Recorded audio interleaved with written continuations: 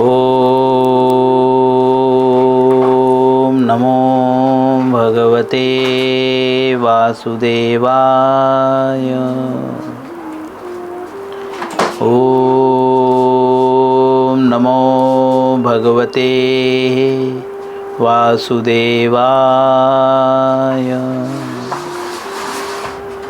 ओम नमो भगवते वासुदेवाय।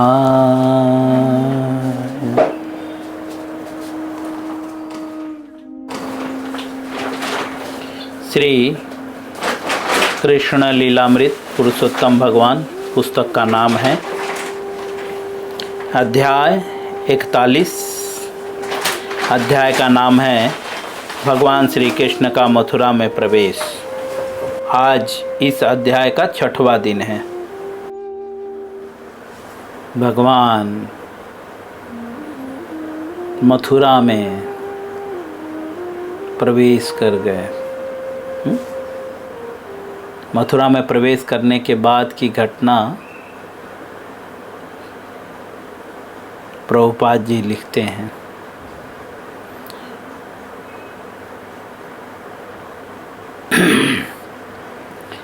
जब गोपियों ने, जो बहुत देखने की उत्कंठा थी, जब उन्होंने दर्शन किया भगवान का, दर्शन करने के बाद सभी की मनोअभिलाषा थी, मतलब मन की अभिलाषा। क्या अभिलाषा थी? कि भगवान श्री कृष्ण का आलिंगन करें। प्रभुपाद जी लिखते हैं सब अपने अपने, जो जिसके मन में जो जो भाव से अभिलाषा थी, वह उस भाव से भगवान को आलिंगन किया। कोई पितृ, कोई मातृ, कोई प्रियसी, हाँ, कोई भगवान को अपना प्रेमी मानते थे, हाँ, कोई पति मानते थे, अलग अलग भावना थी, कोई मित्र मानते थे। सबकी अपनी अपनी अभिलाषा थी और उसके अनुसार उन्होंने आलिंगन किया। हर्ष से उन्हें रोमांच हो आया। हर्ष मतलब खुशी। जब उन्होंने मन से आलिंगन किया, वे वहां तक नहीं पहुंचे थे, क्योंकि सामाजिक व्यवस्थाएं हैं ना, मर्यादाएं हैं। हर कोई मर्यादा का पालन कर रहा था। भगवान स्वयं भी मर्यादा का पालन कर रहे थे, है ना। इसीलिए उन्होंने अक्रूर जी से परमिशन लिया, सोने तक का परमिशन लिया था। हमने देखा पिछले अध्याय में, भगवान सोने जाने से पूर्व अक्रूर जी से मिल के गए। मर्यादा है। तो इसीलिए जो है सभी लोग जो है मन से भगवान का आलिंगन कर रहे थे, और आलिंगन करते ही जो है उन्हें हर्ष से उन्हें रोमांच हो उठा। रोमांच मतलब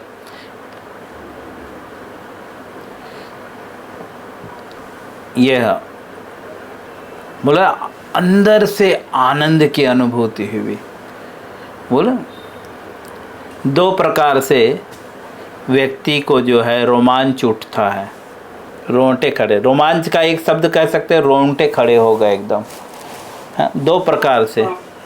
एक तो भय, बहुत भय लगता है और तब रोमांच हो उठता है ना, डर के मारे। जब हम भूत ऊत का कुछ, जिन लोग को भूतों से डर लगता है, तो जब भी कोई भूत ऊत की कहानी सुनते हैं तो रोमांच हो जाता है। बोला देखो एकदम रोए खड़े हो रहे हैं, रोमांच हो रहा है। और दूसरा, जब व्यक्ति एकदम अभय महसूस करता है, ठीक है,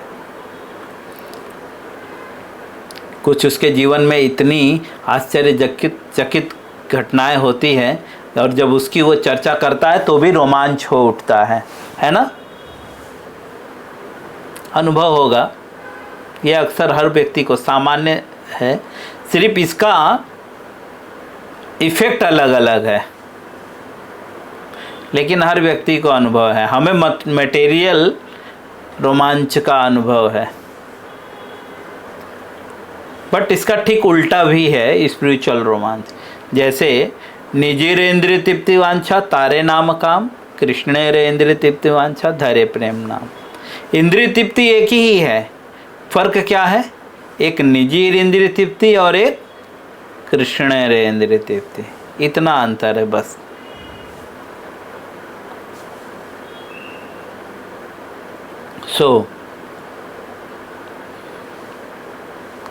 हर्ष से, खुशी से उन्हें रोमांच हो आया। उन्होंने श्री कृष्ण के विषय में श्रवण कर रखा था। ऐसा क्यों हुआ? तो बोलते हैं क्योंकि उन्होंने कृष्ण के विषय में श्रवण कर रखा था, किंतु उनके दर्शन नहीं किए थे। अब उनकी लालसा तृप्त हो गई थी, इसलिए रोमांच हो उठा और हर्ष हुआ, क्योंकि उन्होंने सिर्फ कृष्ण के विषय में सुना था। दूसरे शब्दों में श्रील प्रभुपाद जी कहना चाहते हैं कि अभी जो है हम सिर्फ कृष्ण के विषय में सुन रहे हैं, लेकिन जिस दिन हम कृष्ण को देख लेंगे तो हमें भी सेम अनुभूति होगी। रोमांच कंपा सुतरण न भजो, रोमांच हो उठेगा जिस दिन हम कृष्ण को देख लेंगे। तो प्रभुपाद जी लिखते हैं कि उनको जो है दर्शन, उन्होंने दर्शन तो नहीं किया था लेकिन उनके विषय में सुना था। अब जो है उनकी लालसा, लालसा मतलब लालच, जो इच्छा थी, दर्शन की लालच था जो, वह तृप्त हुआ। इच्छा, दूसरे शब्दों में इच्छा पूर्ति हो गई। मथुरा के प्रसादों की अटारियों पर चढ़कर प्रसन्न चित्र स्त्रियां श्री कृष्ण और बलराम पर पुष्प वर्षा करने लगी। प्रभुपाद जी कहते हैं कि प्रसादों मतलब जो बड़े बड़े घर थे, जैसे राज प्रसाद जहाँ पे सभी लोग एकत्र होते हैं, ऐसे अनेक प्रसाद बने रहते हैं। प्रसाद मतलब खाने वाला प्रसाद नहीं, प्रसाद एक मतलब भवन आप बोल सकते हैं, जहाँ पे हर कोई जा सकता है। तो जो अटारियों पे, प्रसादों की अटारियों पे, अर्थात घरों के जो छतों पे जो चढ़ी हुई स्त्रियां थी, वह प्रसन्न चित्त, चित्त का मतलब बोला चित्त में चेतना, मतलब प्रसन्न थी। कैसे? आंतरिक रूप से वो प्रसन्न थी, एकदम सिर्फ बाह्य रूप से नहीं, हृदय से वो प्रसन्न थी। तो जो प्रसन्न चित्त स्त्रियां श्री कृष्ण और बलराम के ऊपर जो है पुष्पों की वर्षा करने लगी। भगवान का वेलकम कैसे करना है यहाँ पे दिखा रहे हैं। कभी ऐसा भाग्य हुआ कि भगवान हमारे द्वार से गुजर रहे हैं तो हमें क्या करना है वो यहाँ पे सिखा रहे हैं।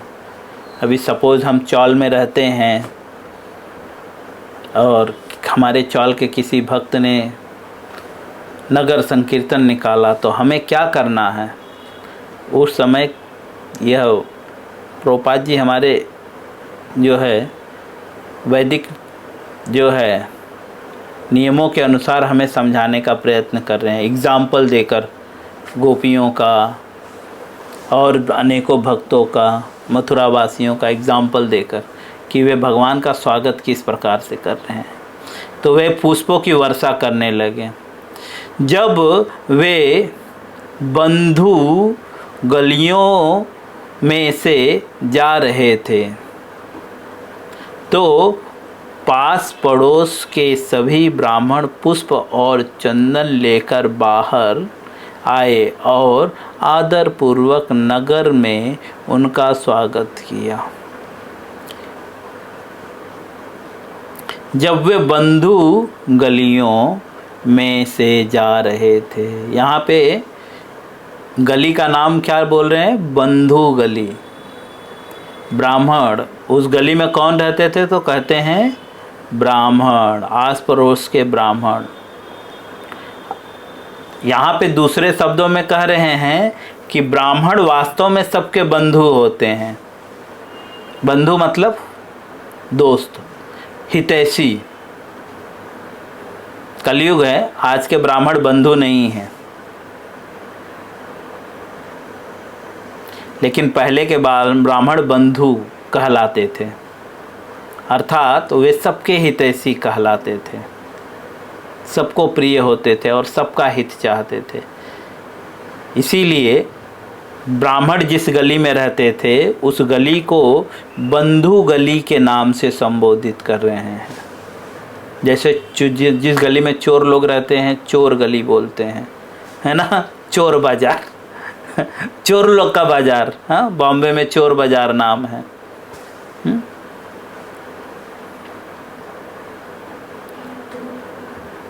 ऐसे ही अलग अलग बाजार है। हाँ? उसी तरह से जहाँ पे बंधु ब्राह्मण लोग रहते थे जो सबका हित चाहते थे। ये ब्राह्मण कैसे थे? जो सबका हित चाहते थे। ऐसे ब्राह्मण नहीं थे कि बस जितना मिले बटोरते जाओ, जितना मिले बटोरते जाओ।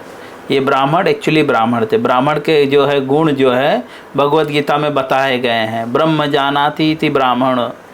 दूसरे शब्दों में श्री कृष्ण लीला में जो है नंद महाराज अक्रूर जी का स्वागत करते समय बोलते हैं, आप तो सिर्फ हमारे हित के लिए हमारे घर में आए हुए। तो ब्राह्मण अर्थात जो सिर्फ समाज के कल्याण के लिए कार्य करता है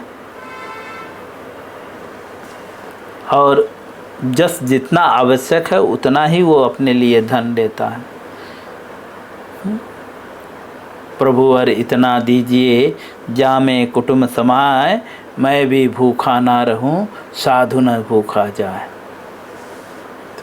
बस इतना ही ब्राह्मण मांगते थे कि वो खुद भी भूखा ना रहे और उसके घर पे कोई आए तो वो भूखा ना जाए, बस। तो वे ब्राह्मणों ने भगवान का स्वागत कैसे किया? तो चंदन, पुष्प और चंदन लेकर बाहर आए और आदरपूर्वक नगर में उनका स्वागत किया। मथुरा वासियों को अचरज हुआ कि वृंदावन के ग्वालों ने पूर्व जन्म में कितने पुण्य किए होंगे।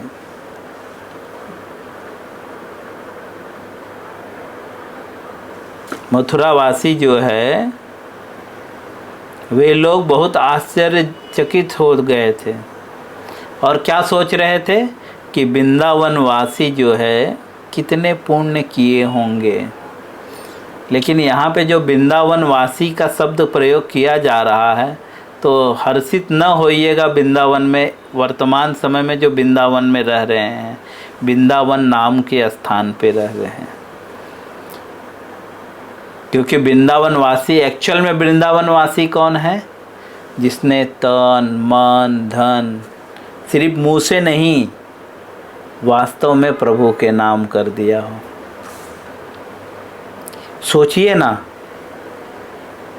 व्यक्ति एक छोटे से कृष्ण जन्मभूमि के लिए लड़ रहा है और उसका 4 गुना संपत्ति उसके पास है, उसको वह कृष्ण जन्मभूमि नहीं बनाना चाहता।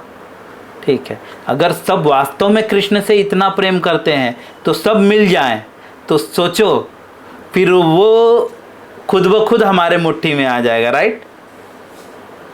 जिस प्रकार से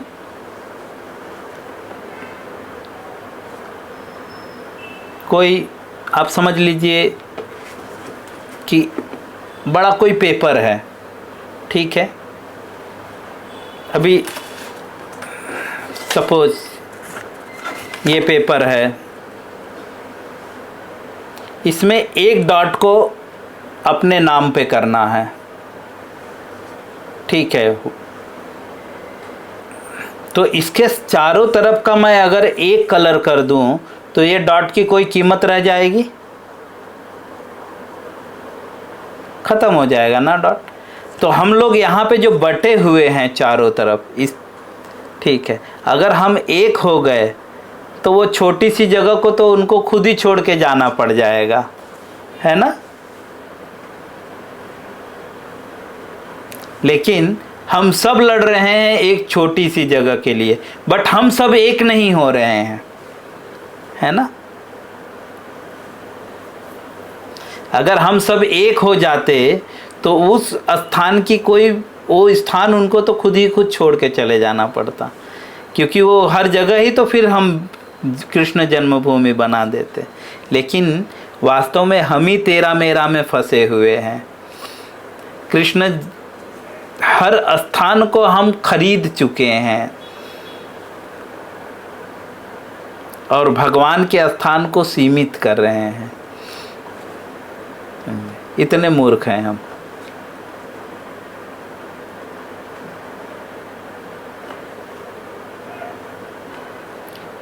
अभी जैसा कि अभी आपका एरिया है, आप जिस एरिया में रहते हो, मैं आपका पूरा एरिया खरीद लूं आपका घर छोड़ के, तब आपको विवश होकर आपका घर छोड़ना पड़ेगा, है ना। पड़ेगा कि नहीं? क्योंकि चारों तरफ का एरिया मेरा है। मैं चारों तरफ खड्डा खोदने लगूं तो आप कहाँ जाओगे? मजबूर होकर बोलोगे भाई मेरा भी खरीद ले, 2 रुपए कम ही सही, है ना। मजबूर होकर हमें बेचना पड़ेगा, नहीं तो वो चारों ओर से दीवार बांध देगा और हमारे लिए डोर भी नहीं रखेगा, है ना। अगर हम सब एक हो गए तो उस मस्जिद में जाने की जगह भी नहीं बचेगी। लेकिन हमारे ही अंदर जो है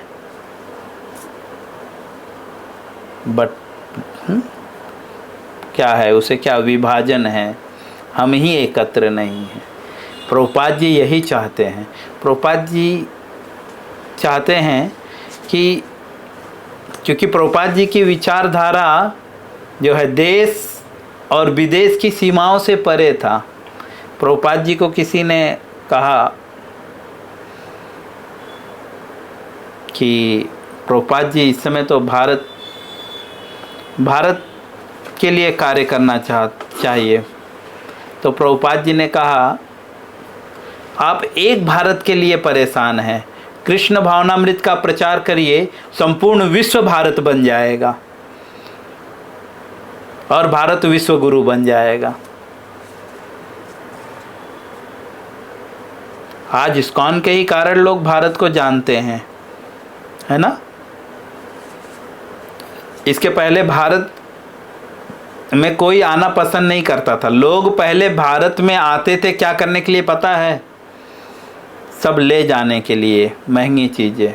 आज भारत में आते हैं, वे ले नहीं जाते, खुद को देने आते हैं। प्रभु हमें भारत में रहने का मौका दीजिए, है ना। जब वृंदावन में देखिए सारे विदेशी वहाँ का अपने घरों को बेच बाच के जो है वृंदावन में आकर बस गए हैं। एक समय में वो यहाँ से ले जाते थे, आज खुद को यहाँ पे डोनेट कर दिए हैं वे लोग। तो प्रभुपाद जी की ये अभिलाषा थी।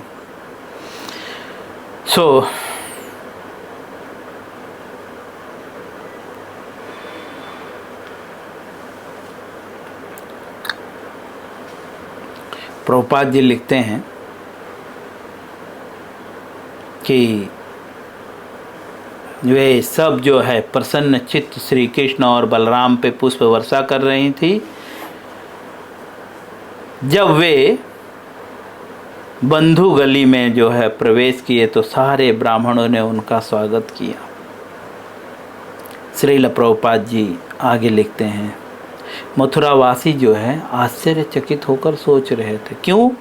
क्योंकि ये जैसा कि मैंने कहा वृंदावन के जो ग्वाले हैं वो कितने पुण्यवान हैं, ठीक है। लेकिन वृंदावन के ग्वाले कौन हैं?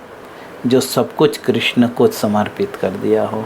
श्रील प्रभुपाद जी लिखते हैं, जिसके फल स्वरूप उन्होंने क्या ऐसा कर्म किया, ऐसा क्या पुण्य किया जिसके फलस्वरूप ग्वाल बालों के रूप में श्री कृष्ण और बलराम के नित्य प्रति दर्शन करते हैं।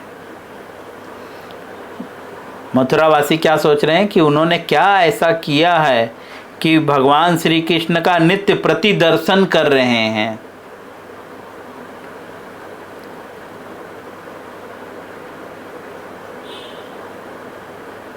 इसीलिए चैतन्य महाप्रभु कहते हैं, ब्रह्मांड भूमिते कवन भाग्यवान जीव, राधा कृष्ण कृपा पाए भक्ति लता बीच। बहुत ही भाग्यवान हैं हम जो हमें भक्ति, भगवान की भक्ति मिली है। समझे?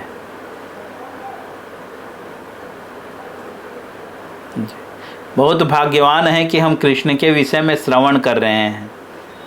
वे बहुत ही भाग्यहीन हैं जिनके पास वक्त रहते हुए भी वे बहाने मान रहे हैं कि आज तो ये हो गया, आज वो हो गया, फलाना हो गया, ढिकाना हो गया।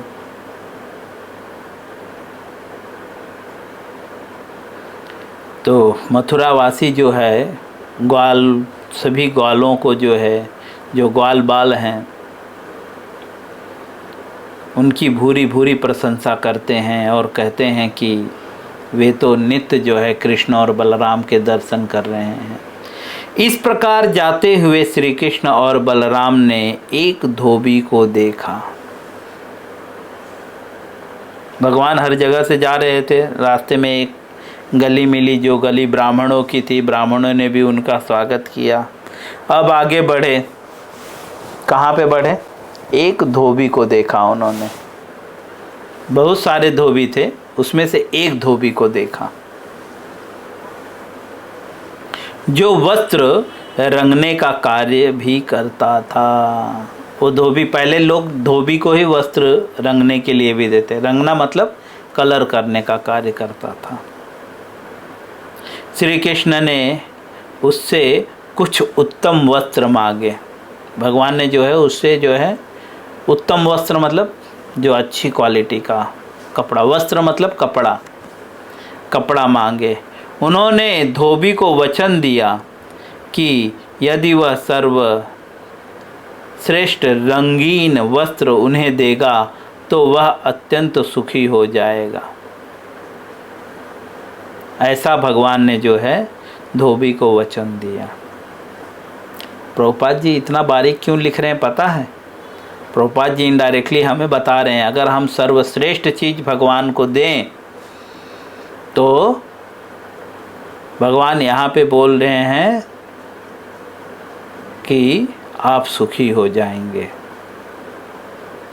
ऐसा धोबी को वचन दे रहे हैं। वास्तव में ऐसे धोबी नहीं, प्रत्येक जीव को वचन दे रहे हैं, क्योंकि प्रत्येक व्यक्ति ही धोबी है। दिन भर क्या कर रहा है? दिन भर क्या कर रहा है? धोबी क्या करता है? कपड़ों की गंदगी को धोता है ना? हम क्या कर रहे हैं? गंदगी को ही तो धो रहे हैं दिन रात, है ना? दिन रात अपने हृदय की गंदगी को ही धो रहे हैं, है ना? हम धोबी तो हैं ना। धोबी ही हैं हम, अपने हृदय की गंदगी को धो रहे हैं, लेकिन अभी परफेक्ट धोबी नहीं है। तो हम जैसे धोबियों को भगवान आश्वासन देते हैं, सभी धोबियों को आश्वासन देते हैं कि अगर आप उत्तम वस्त्र क्या है? ये शरीर भी वस्त्र की भांति है ना? ये शरीर भी वस्त्र की भांति है। आत्मा, इसे आप भगवत गीता पढ़ोगे तो शरीर की तुलना किससे की गई है? वस्त्र से की गई है। आत्मा इसे चेंज करता रहता है। जिस प्रकार से वस्त्र चेंज करते हैं उसी प्रकार से आत्मा एक शरीर से दूसरे शरीर में प्रवेश करता है। तो प्रभुपाद जी कह रहे हैं कि भगवान धोबी से कहते हैं कि तुम अगर उत्तम कोटि का वस्त्र उन्हें दोगे, अर्थात यह वस्त्र को उत्तम बनाना होगा। मैं इधर ही विराम दूंगा, कल इस पे और अच्छे से चर्चा करेंगे। बहुत मार्मिक चीज़ है। मैं इधर ही विराम दूंगा। और अच्छे से हम इसे पढ़ेंगे, वक्त नहीं है, मैं इसे थोड़े ही चीज़ों में नहीं समेटना चाहता। हरे कृष्णा।